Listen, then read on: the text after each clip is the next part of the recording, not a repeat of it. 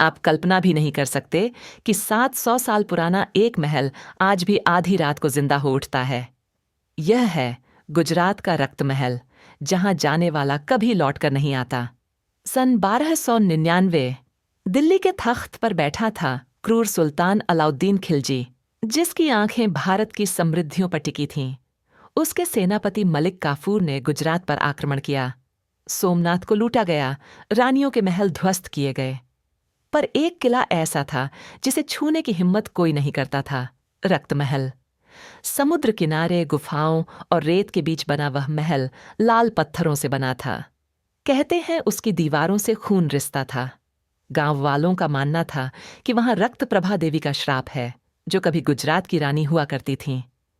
खिलजी की सेना ने उस श्राप की बातों को अंधविश्वास समझकर हंसी में उड़ा दिया। मलिक काफूर ने रक्त महल में डेरा डाला।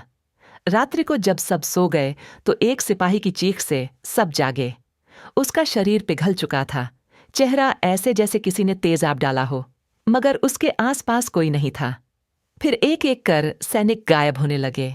उनके खून से दीवारों पर लिखा मिला, तुमने मेरी आत्मा को जगा दिया है, अब सबका रक्त बहाया जाएगा।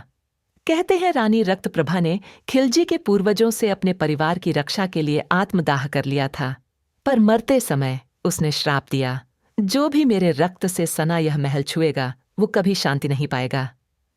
उस रात मलिक काफूर ने स्वप्न में एक लाल साड़ी पहने औरत को देखा जो गा रही थी, मेरा लहू तेरा दर्प भंग करेगा। सुबह तक आधी सेना पागल हो चुकी थी। कुछ सैनिक खुद को खंजर से काट रहे थे, कुछ दीवारों से सिर पटक रहे थे। मलिक काफूर ने आदेश दिया महल को आग लगा दी जाए। महल जला, मगर 3 दिन तक उसमें से औरतों के चीखने की आवाज आती रही। जब आग बुझी तो राख से एक लाल चमकती साड़ी हवा में लहरा रही थी।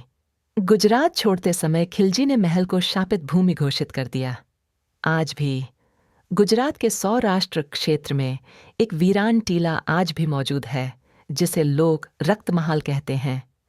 रात में वहां से गीत सुनाई देते हैं और हवा में लोहे की गंध तैरती है।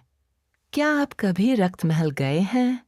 अगर हिम्मत है तो इस कहानी को अकेले रात में सुनिए और कमेंट में जय रक्त प्रभा लिखिए।